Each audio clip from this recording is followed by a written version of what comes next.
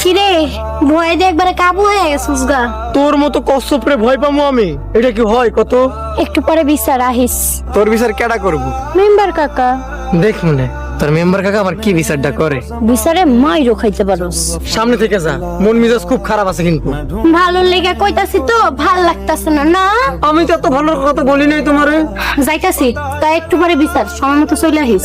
কাবিনের টাকাটা নিয়ে আহিস। তাইলে তোরা এই কাবিনের টাকার লাগে এমন করতেছিস তাই না? আসলে তোরা খুব লোভী। রতন না লবি কবি না কইয়া দিলাম, একটা ঘুষা মারমু। দিয়া দেখ তোরে আমি কি করি, দেখ তুই আজকে কি করবি তুই? তোদের পায়ে পড়ি ভাই। আমাকে বিয়ার আগে হইতে দাও, তোমরা এরকম করো না। তুই এই ছাগলের বাড়ি বিয়া করবি? তুই এই বকরির বোনটা কিছুতেই বিয়ে করবি না, আমি কইয়া দিলাম। তোমরা যা শুরু করছো আমাদের এমনিতেই বিয়ে হবে না। কি জন্য বিচার ডাকছো বলো? মেম্বার কাকা, এই রতন না আমারে মারছে। কত বড় বেয়াদব, জামাইরে রতন না কয়। আপনার পোলা আমার মাইয়ার লগে অপরাধ করছে, এর লাগেই তো কয়। আমার পোলারে যে মারছে, কিরে রতন কিছু কস না কে?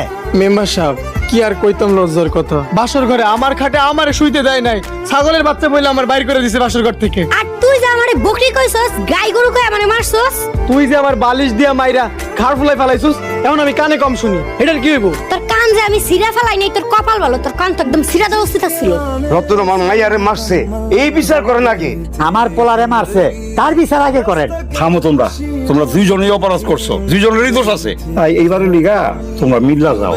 অসম্ভব, ওর লাগে ঘর সংসার করা একবারে অসম্ভব। ঠিকই কইছে, আমার মাইয়া ওই পোলার ভাত খাইবো না, খাইবো না। তোরেও আর আমি আমার ঘরে রাখুম না। আত্মীয়র ভিতরে আত্মীয় করছো কেন? আগে মনে আসিল না? তখন তো একেবারে রঙে বিয়া পড়াই দিছো, এখন বোঝো কেমন লাগে।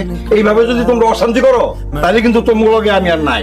মেম্বার বিচার করে নাই তাতে মনে করছো বাইচে গেছো?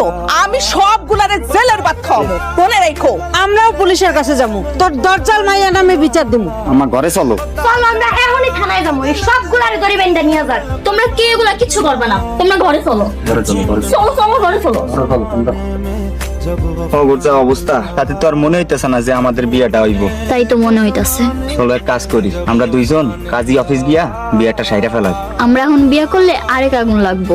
আরে আগুনে আগুন কাটবো। কিন্তু আমার তো ভয় লাগে। আরে রাখো তো তোমার ভয়, ভাইরে আর মিমা পারে আমাদেরই সাহায্য করতে হইব। কেমনে সাহায্য করবো?